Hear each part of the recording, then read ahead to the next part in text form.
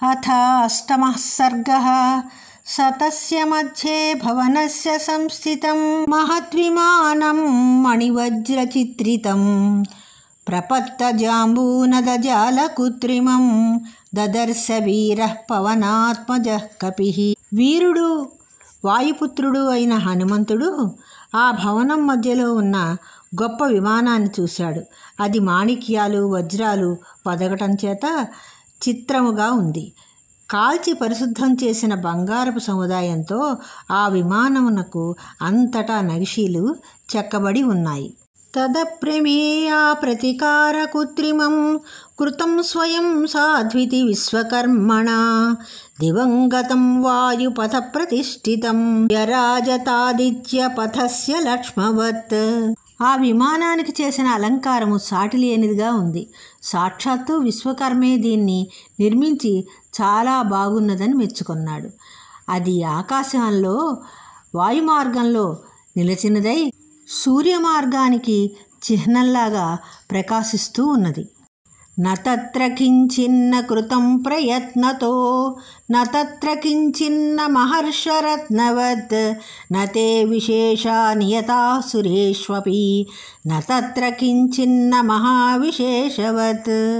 ఆ విమానంలో ప్రయత్నపూర్వకంగా నిర్మింపబడినది ఏదీ లేదు.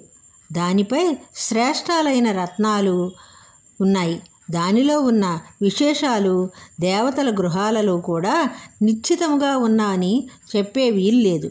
దానిలో గొప్ప విశేషము లేనిది ఏదీ లేదు.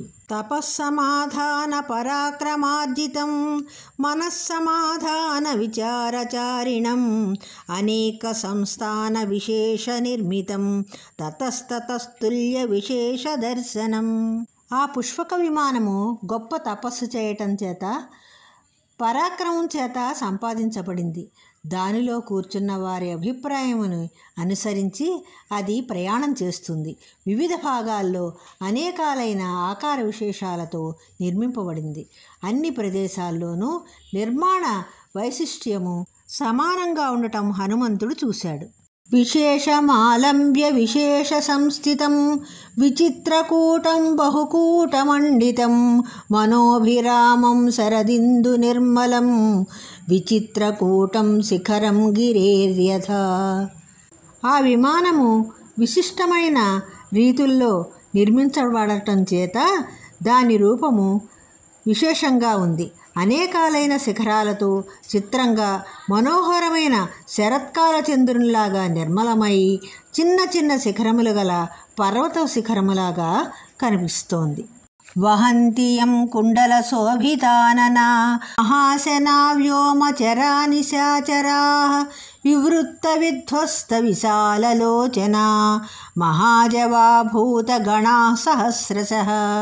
ఆ పుష్పక విమానాన్ని కుండలాలతో శోభిస్తున్న ముఖముల కలవారు, అధికమైన ఆహారము భుజించేవారు, ఆకాశ సంచారులు అయిన రాక్షసులు, గుండ్రని కళ్ళు, వంకర కళ్ళు, విశాలమైన కళ్ళు గల మహావేగవంతములైన వేల కొలది పిశాచాలు మూస్తున్నాయి. వసంత పుష్పోత్కర చారు దర్శనం సంతమాసాదపి కాంత దర్శనం సపుష్పకం తత్ర విమానముత్తమం దదర్శ తద్వానర వీర సత్తమః. ఇత్యార్షే శ్రీమద్ రామాయణే ఆదికావ్యే సుందరకాండే అష్టమః సర్గః.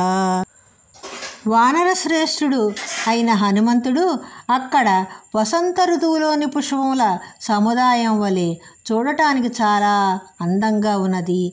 వసంత మాసము కంటే కూడా మనోహరమైనది అయినటువంటి ఆ పుష్పక విమానాన్ని చూశాడు.